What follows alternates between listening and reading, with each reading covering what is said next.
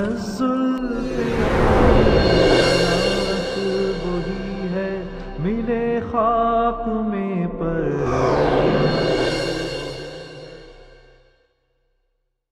بسم اللہ الرحمن الرحیم،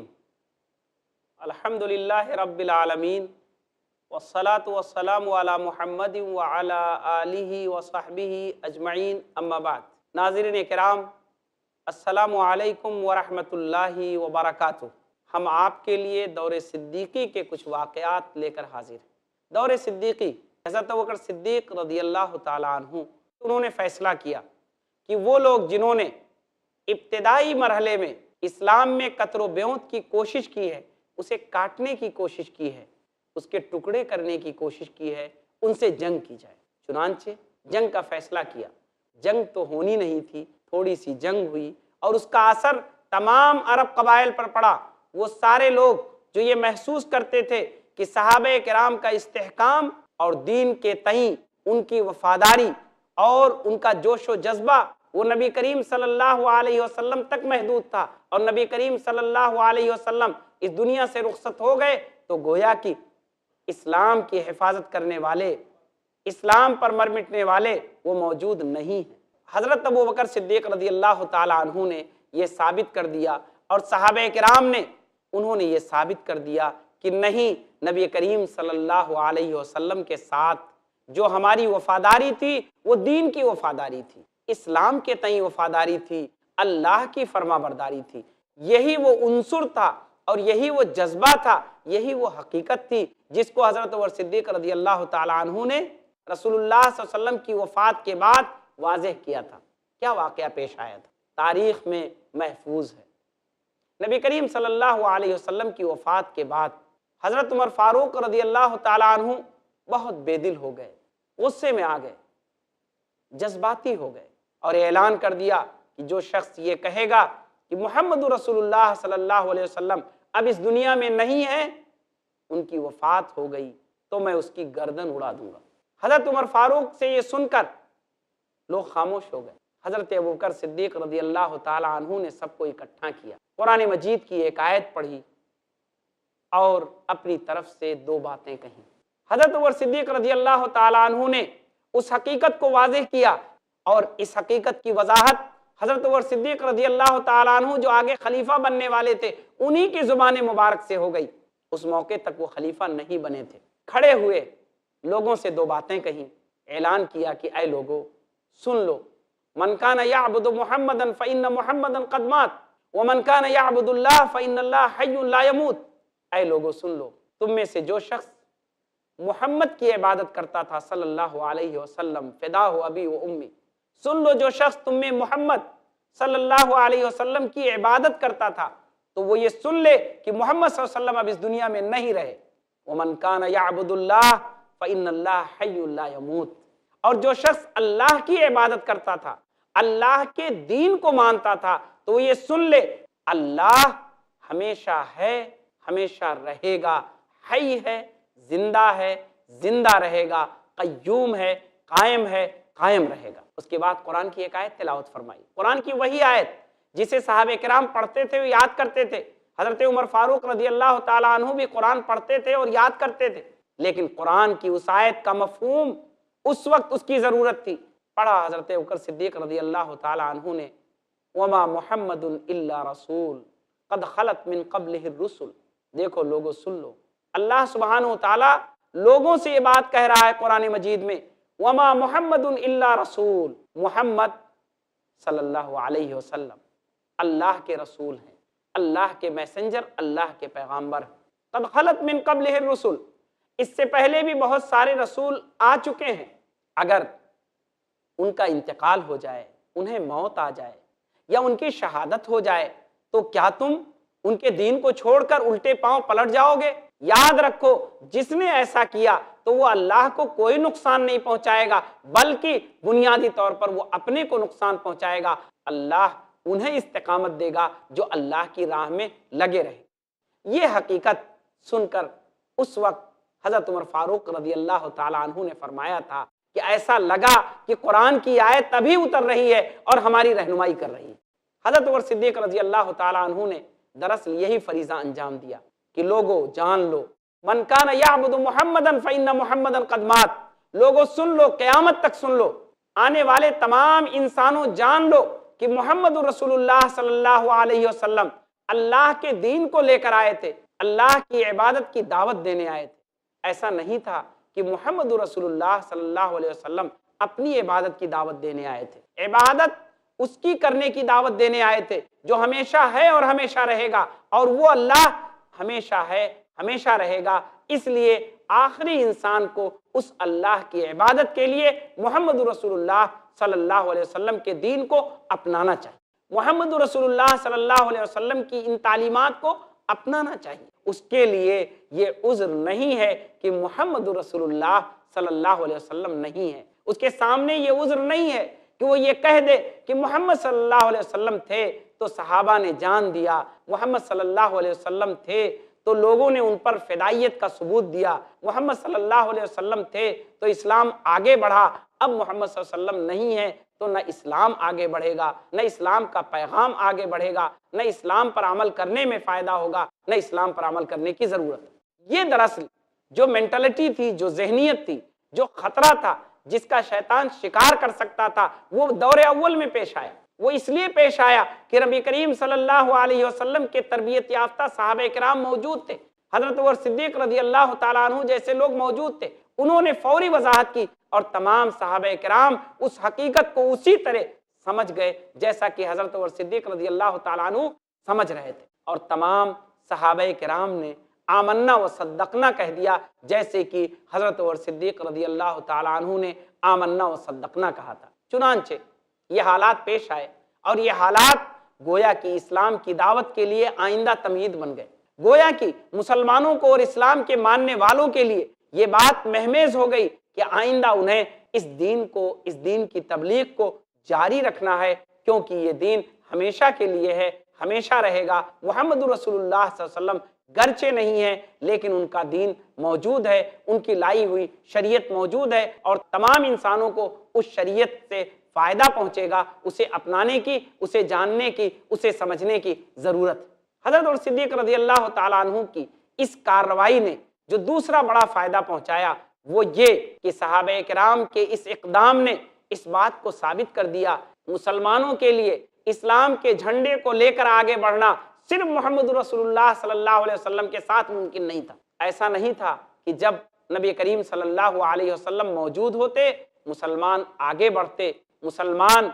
इस्लाम के झंडे को लेकर आगे बढ़ते, इस्लाम की दावत व तबलीग के काम को लेकर आगे बढ़ते तो उन्हें कामयाबी मिलती, क्योंकि मोहम्मद रसूलुल्लाह सल्लल्लाहु अलैहि वसल्लम मौजूद थे। ऐसा नहीं है। अल्लाह सुब्हानहु व तआला मोहम्मद रसूलुल्लाह सल्लल्लाहु अलैहि वसल्लम को एक मुद्दत के लिए उसने एक जिम्मेदारी दी थी, लेकिन अल्लाह की ये जिम्मेदारी है कि जो भी अल्लाह के कलमे को बुलंद करने के लिए और अल्लाह सुब्हानहु व तआला की इस दावत की तबलीग और उसकी इशाअत के लिए और अल्लाह के दीन को अल्लाह के बंदों तक पहुंचाने के लिए आगे बढ़ेगा, अल्लाह सुब्हानहु व तआला उसकी मदद करेगा और ये इंसानों की फलाह और उनकी भलाई का काम होगा। याद रखिए, मोहम्मद रसूलुल्लाह सल्लल्लाहु अलैहि वसल्लम पर हमने तारीख के झरोकों से बहुत कुछ देखा है, बहुत कुछ सुना है। नबी करीम सल्लल्लाहु अलैहि वसल्लम का ये मकसद नहीं था कि इंसानों को तहे तेख कर दिया जाए और उन्हें इस्लाम मानने पर मजबूर कर दिया जाए। कोई एक फैसला तारीख के किसी एक मरहले में ये वाकया मनकूल नहीं है कि नबी करीम सल्लल्लाहु अलैहि वसल्लम ने कोई एक भी ऐसी हिदायत दी हो कि जिसकी बुनियाद पर यह कहा जाए कि नबी करीम सल्लल्लाहु अलैहि वसल्लम इस्लाम पर लोगों को ज़बरदस्ती लाना चाहते थे, बल्कि इसके खिलाफ तशरीहात मौजूद है। आपने इसी सीरीज़ में तारीख़ के झरोखों में ज़माने अहद रिसालत में आपने सुना है और देखा है। हज़रत उमर सिद्दीक़ रज़ी अल्लाह तआला अन्हु ने दरअसल जिस इक़दाम को किया वो इक़दाम गोया कि आइंदा मुसलमानों के लिए एक महमेज था, उनके लिए एक फैसला कुन वसूल था कि हकीकत में मुसलमानों को अल्लाह के दीन की तबलीग व इशाअत का अमल अंजाम देना चाहिए और जो लोग मुसलमान हैं उन्हें इस्लाम पर मुकम्मल अमल करना चाहिए, इस्लाम की कतर ब्योंत नहीं करनी चाहिए, इस्लाम उनकी ज़िंदगी में मुकम्मल आना चाहिए। जितनी उनके पास सलाहियत है और जितना उनके पास चांस है उसे उन्हें बरूए कार लाना है, تو انشاءاللہ وہ مکمل مسلمان ہوں گے۔ لیکن اگر انہوں نے اپنے امکانات کے بھر اسلام پر عمل نہیں کیا تو یاد رکھیے وہ مجرم ہوں گے، گنہگار ہوں گے، پکڑے جائیں گے۔ ناظرین کرام، وقت ہو گیا ہے ایک وقفے کا، انشاءاللہ وقفے کے بعد پھر ہم آپ کی خدمت میں حاضر ہوں گے۔ اجازت دیجیے، والسلام علیکم ورحمۃ اللہ وبرکاتہ۔ کل کون تھے آج کیا ہو گئے تم۔ خوشگوار زندگی کے اصول جانیے شیخ رضا اللہ عبد الکریم مدنی سے۔ آج کی ٹینشن بھری زندگی میں اپنے آپ کو خوش رکھنے کے اسلامی اصول، ہر بدھ رات 8:30 بجے صرف i+ ٹی وی پر، بہتر زندگی کے لیے۔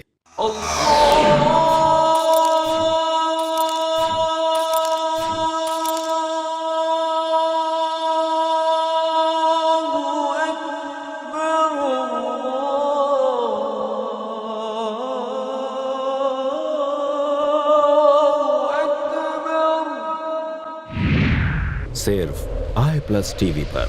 بہتر زندگی کے لیے۔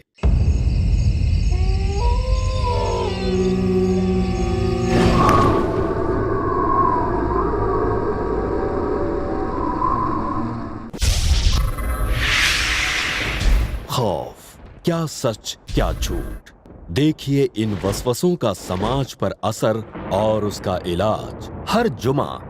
رات 11:30 بجے صرف i+ ٹی وی پر، بہتر زندگی کے لیے۔ اپنے DTH اور کیبل آپریٹر سے آج ہی سمپرک کریں۔ Free to air. کل کون تھے آج کیا ہو گئے تم۔ بسم اللہ الرحمن الرحیم۔ ناظرین کرام، السلام علیکم ورحمۃ اللہ وبرکاتہ۔ وقفے کے بعد ہم پھر آپ کی خدمت میں حاضر ہیں۔ ہماری گفتگو چل رہی تھی ان فتنوں پر جو حضرت ابوبکر صدیق رضی اللہ تعالیٰ عنہ کے دور خلافت میں پیش آئے۔ ہمیں اور آپ کو یہ جاننا اور تجزیہ کرنا ضروری ہے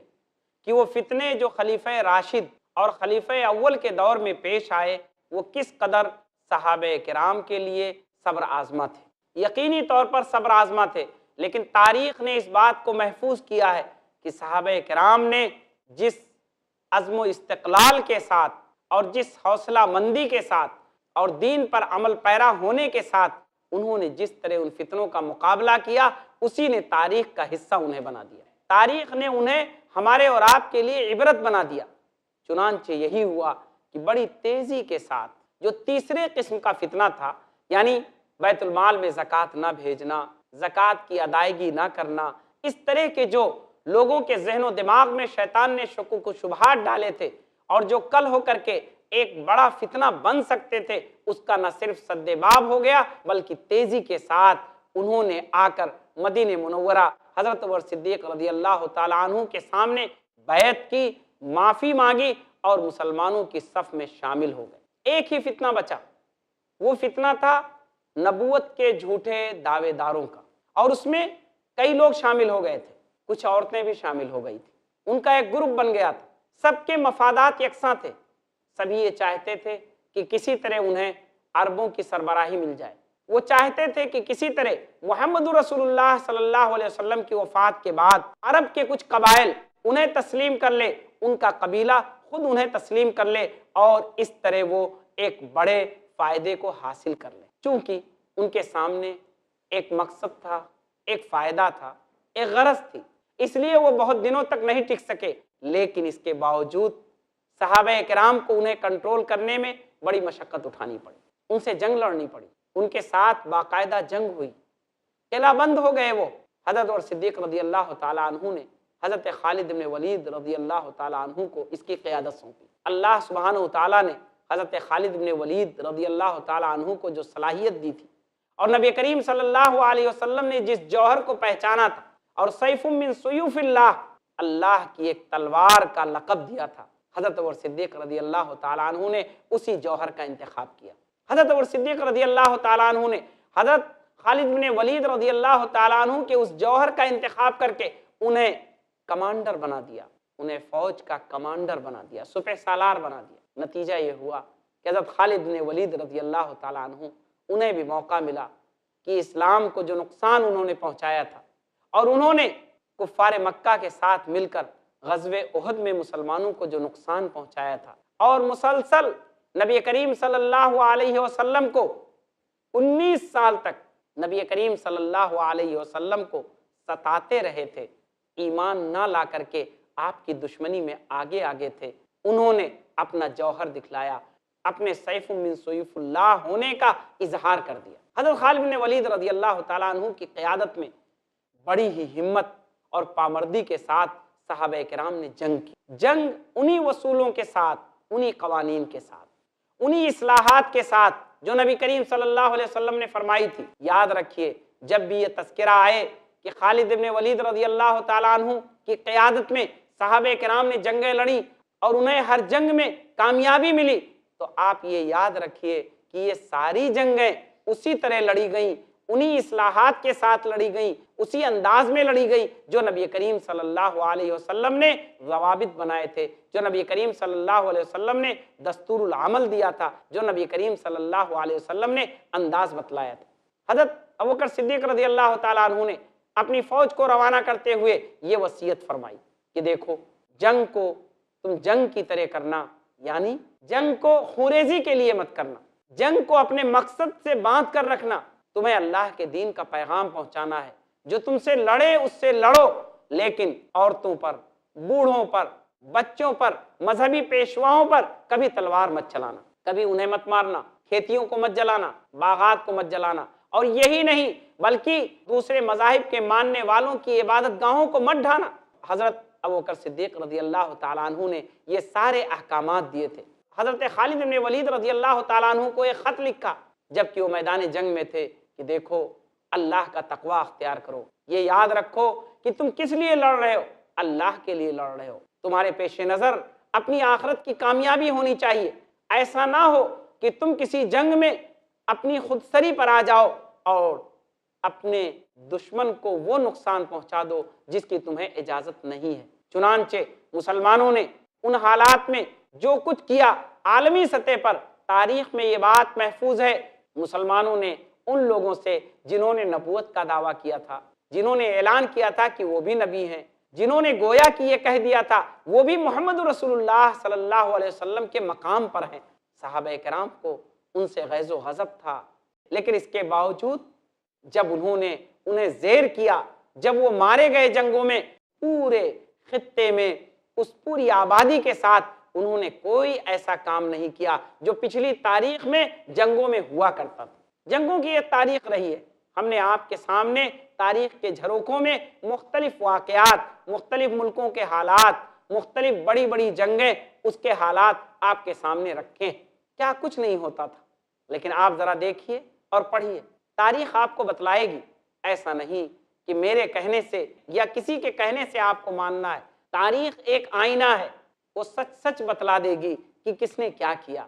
آپ پڑھیں، اٹھائیں اور دیکھیں کہ حضرت عمر صدیق رضی اللہ تعالیٰ عنہ کی اس دور خلافت میں جبکہ انہیں لوگوں کو کنٹرول کرنا پڑا، جبکہ انہیں خالد بن ولید رضی اللہ تعالیٰ عنہ کی قیادت میں فوج بھیجنی پڑی، اس موقع پر انہوں نے کیا کچھ کیا، ان کے کمانڈر نے کیا کیا، ان کے فوجیوں نے کیا کیا، اور کس طرح گرفتار کر کے جب وہ سرداران عرب مدینہ لائے گئے تو حضرت ابوبکر صدیق رضی اللہ تعالیٰ عنہ نے ان کے ساتھ کیا معاملہ کیا، کس طرح عفو درگزر کا معاملہ کیا، کس طرح ان کے مقام و منزل کا لحاظ رکھا۔ یہی وجہ تھی کہ تھوڑا سا عرصہ گزرا کہ پورا عرب دوبارہ پھر اسلام کے سائے میں اسی طرح آگے بڑھنے لگا جیسا کہ نبی کریم صلی اللہ علیہ وسلم کے دور میں جوق در جوق، فوج در فوج اسلام میں داخل ہوا۔ یہ گویا کہ ان عناصر کی تربیت تھی جو عناصر عرب کے مختلف علاقوں میں پائے جاتے تھے، اور یہ ہنگامے دراصل انہوں نے فلٹر کر دیا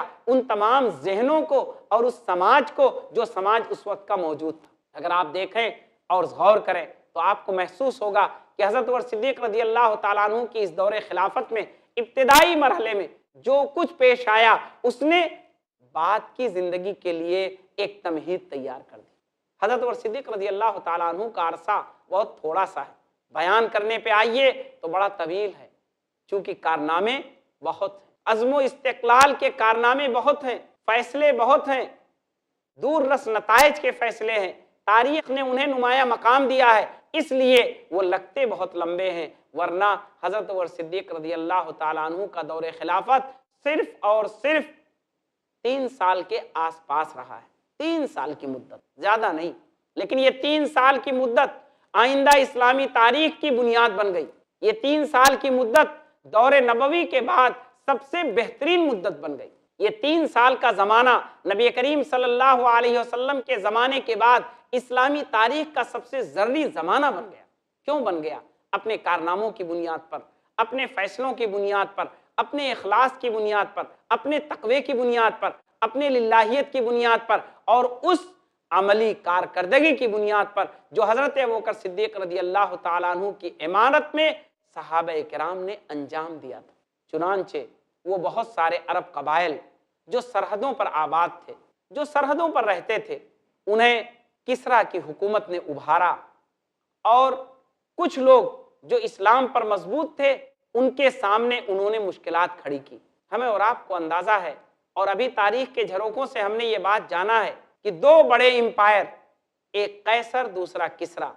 یہ دونوں عرب کے دونوں کناروں پر موجود تھے، اور یہ گرچہ عربوں پر اپنا تسلط نہیں جما سکے تھے، لیکن گاہے بگاہے اپنے سے قریب عرب کے علاقوں پر کچھ نہ کچھ ریشہ دوانی کیا کرتے تھے، کچھ نہ کچھ شورش کیا کرتے تھے، کوشش کیا کرتے تھے کہ جو ان کی سرحدوں سے لگے ہوئے علاقے ہیں ان کو اپنے کنٹرول میں رکھیں، انہیں کسی نہ کسی طرح دبا کر رکھیں۔ چنانچہ وہی ساری کوششیں پھر شروع ہوئیں، اس لیے بھی شروع ہوئیں کہ اسلام طلوع ہوا تھا عرب کی سرزمین پر، اور اس کی کرنیں پوری دنیا میں پھیلنا شروع ہو گئی تھی۔ اسلام